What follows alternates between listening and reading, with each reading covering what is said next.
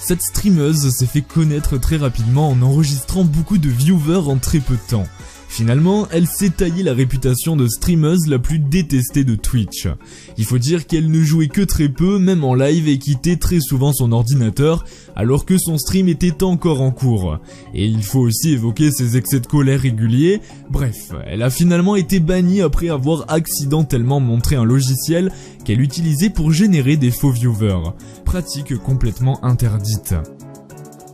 Numéro 3, JoeDaddy505. Pensant avoir coupé son stream, JoeDaddy505 a été pris en flagrant délit sur internet, en train d'insulter, de frapper et pour finir, de violer sa femme. Le bannissement, vous vous en doutez, ne s'est donc pas fait attendre, et personnellement je trouve ça assez logique. Numéro 2, Legendary Léa. Elle a fait parler d'elle de nombreuses fois, Legendary Léa est l'une de ces streameuses mettant le paquet sur son physique pour attirer le chaland. Les jeux vidéo lui importent peu et ça se voit. Sur son overlay, sa webcam prend plus de la moitié de l'écran, ne laissant que très peu de place à ce qui devrait être le sujet central de son stream, le jeu. Et la demoiselle n'hésite pas de temps en temps à provoquer des accidents, dévoilant ainsi ses sous-vêtements, voire bien plus. Twitch a déjà pris des mesures pour lutter contre ce genre de contenu sur sa plateforme. Legendary Léa est donc, vous vous en doutez, régulièrement banni du site. Numéro 1, Grossgore. Il fut très populaire à son époque, rassemblant près de 10 000 viewers quotidiens sur son live autour de RuneScape. Il a néanmoins quitté ce jeu à cause de Sonod Old School, dont on a parlé juste avant, et s'est reconverti sur un jeu assez populaire, League of Legends. Problème, il n'a pas vraiment eu de succès sur ce jeu, ce qui l'a forcé à énormément streamer pour compenser.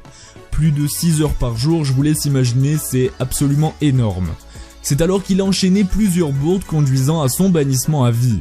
La première a été de lire à voix haute l'adresse mail d'un donateur en plein live. Mais l'une des principales raisons de la sanction a été son accusation envers un commentateur de Riot Games d'avoir couché avec une fille de 15 ans. Son bannissement lui a visiblement fait prendre conscience de la gravité de ses actes. Il a d'ailleurs posté une vidéo par la suite pour s'excuser puis avouer qu'il avait menti. Il a temporairement cessé son activité. Depuis, Hitbox, un autre site de streaming, lui a fait une offre pour un contrat sur sa plateforme. Cette vidéo est à présent terminée, j'espère qu'elle vous aura plu. Si c'est le cas, n'oubliez pas le petit pouce bleu, ça encourage énormément. Vous pouvez également me dire dans l'espace commentaire quel streamer vous a entre guillemets le plus choqué, et vous pouvez également venir vous abonner à la chaîne YouTube en activant les petites cloches des notifications afin de ne manquer aucune des prochaines vidéos. En tout cas, j'espère que vous avez aimé cette vidéo et je vous dis à très bientôt sur la chaîne, c'était Heroes, ciao.